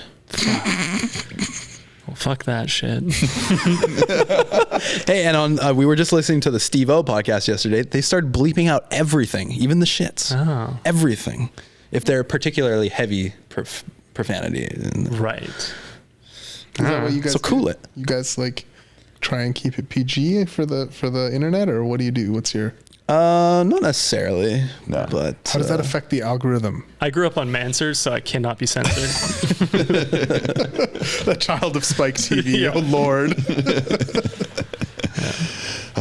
Yeah, my blood is Monster Energy drink mostly. My blood is Red Bull right now. Thought it was gonna be like Science. Science? Yeah, do you remember like it was like the UFC energy drink in like No. mid 2000s? No, I've never even heard that. Yeah. That's sick. Oh. All right. Jesus, that was loud. All right. Well, this sounds like a good time to play a game of this or that. Oh, wait, I did that wrong. It's supposed to be, it's that time again, folks. Time to play this or that. My light thing didn't work again. Why did it not work? The last podcast. Come on, lighting cue. I tried it in between takes and it worked. Come on. There's supposed to be a... Is there too much juice getting pulled? Are you serious? I thought I had it dialed this time. It's going to happen. All right. No. Damn. Third time's a charm, I guess. All right. What's supposed to happen? I swear to God, there was a light. Is it plugged in? It's okay. I give up. You see that cord underneath your foot? It's connected to a light. It's supposed to do cool things. Ooh, cool. Yeah. Can you add that in post? I don't think so. Do you want to do the intro again? Can 3D print that. Cut out that little... No. Is this or that? Time to play this or that. The game where you choose between two radically different options. Either this or that. Brian, do you understand the rules? No. Sound man, play that music. Also, someone else go through this or that. Okay. Whoa. Turn down. Jesus Christ. Question 1. Interbike or Eurobike? Interbike, because it doesn't exist anymore. Taipei Cycle Show or Sea Otter? Taipei Cycle Show. Review 100 grips or review 100 chain loops? Grips. Cranked or Neural Disorder? New World. Chain Smoke or Ride to the Hills? Ride to the Hills. Would you rather be 4 feet tall or 8 feet tall? 8 feet tall. I got the lights working. 3D printing or go-karting? 3D. Ooh. Fuck. Sophie's choice over here. Do you guys go-kart together? We did last week. Oh, shit. It was good. Jason lives a second go-karting life. It's more of a third. 3D printing. Early mornings or late nights? Late nights. Bad brakes or bad suspension? Bad suspension. Underbiked or overbiked? Overbiked. Grim Donut V1 or V2? V2. Scootering in Taiwan or motorbiking BC backroads? Scootering in Taiwan. Can you guys tell the intensity has gone up at Yes. the speed of the lights? By the speed of the light increase? 100 laps of Ladies Only or 100 laps of Boogeyman? Ladies. Would you rather have the ability to time travel to the past or to the future? Past. Would you rather never eat your favorite food again or only eat your favorite food for the rest of your life? Never eat it again. Would you rather live without the internet or without air conditioning and heating? Internet. 5-hour ride with your dropper post stuck up or no air in your suspension? No air in my suspension. Fuck that shock. Finally, Now the lights are at full speed. POD or VOD? VOD. Ooh. And that is another edition of This or That. Those Good were job. good Cut- questions. cut the Thank music. you. What about the lights? What did you think of the lights? Because I thought it was pretty good. They really added. We need like the Who Wants to Be a Millionaire dimmer so that everything else comes down. Oh, yeah, and then yeah. the lights really pop off. That's gonna cost $800. Can we 3D print that? Maybe. We probably could. Well, thanks, Brian. That was fun. Thank you. Thanks Do you feel well fed on the Feeding Off Each Other podcast, or do you need a sandwich? No, thank you. You're well fed. I feel very well fed. How about a sip from my gourd? Nope. Okay. All right. You didn't sell it very well. Yeah, I didn't. I need to learn how to make it better. Maybe the people from Gayaki should come in here and teach us how to. They're up to 3 cents now. Yaki. Yeah. So what do we do at the end here on the podcast? You got something to promote? Pinkbike.com. Pinkbike.com. No, come. Nothing's for free. The film. I'll promote that. It's really, really fucking good. I just saw well, it's not a final cut, but like close to final cut. It's Rough cut V11. V236. Yeah. Awesome. Yeah, it's down to an hour and a half now, which was a feat. Yeah, what else can I promote? You can buy my Nerf guns and shit. Yeah. If you want. Where? Nerfgunsandshit.com. On whatever my Instagram thing is, there's a link in my Instagram. I think it's like linkpop.com/Brian Park, maybe? Yeah. Link Pop? Link Pop. You can just buy stuff directly on Instagram. It's good. Have you ever left a speak pipe? What's a speak pipe? It's our voicemail, and you leave a voicemail at speakpipe.com/feeding off each other. Send us a question, ask for some advice, let us know what you 3D printed last. Call in and Speak pipe. yeah, speak pipe. It's a great service. Cool. Do you Yeah. guys get like actual questions? We get like Sometimes we get questions, sometimes we get statements, sometimes Yeah. we get stories. sometimes it's just someone like on the toilet just being like, "What's up?" Or the last guy was sucking shit out of the ground. Yeah, it's either shit going one way or the other. Yeah. Wait, he was what? He was, I guess he works in the sewage industry, so Yeah, he he's was like like septic. pumping sewage out of the ground while he was leaving us Oh, it's That was I was all- telling you about this. He said, I'm not actually on the last time that I left you guys a message, you accused me of being on the toilet. I just want to let you know I'm not. I wasn't. And yada, yada, yada, yada. 1 minute later, he's like, but I am sucking shit out of the ground right now. Not realizing. It was great. We love our chuthers. We call our fans chuthers. Chuthers. Yeah, chuthers. It's like Why? pinkers. Feeding off each other's. They're the chuthers. Oh my gosh. look behind you right there. Oh, People walk in and they read that and they say, chothers? What's a chother? oh my god. I like that. Yeah. How is it like a big following? Are there people who No. call themselves chothers? Or When do they people not? call in, they call themselves chuthers. Yeah, every once in a while we'll see one out in the wild and they say, I'm the biggest chother.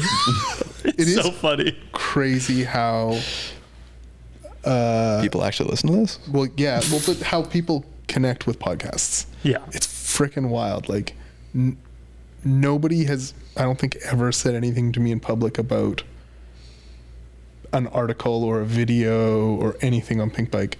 But the number of times that like at the trailhead, it's like, hey, I've heard your voice before, blah, blah, blah, blah, blah. It's like, it's weird.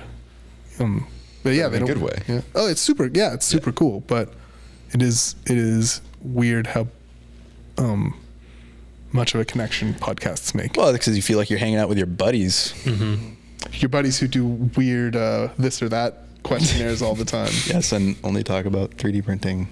Yeah. Well, that was a fun one, everybody. Thanks for being here, y'all. Thanks for having me.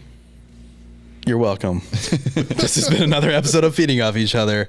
Leave us a review, leave us a comment, leave us a speak pipe for real, please. Brian? But I will. Please. Can't wait. And as always, I'm eating the sandwich. It's delicious. We definitely. It's the Google fed off Meat each other. sandwich. Wait, Brian, what's this from? We definitely fed off each other. Thank you for listening to Feeding Off Each Other. Please subscribe for more great podcasts.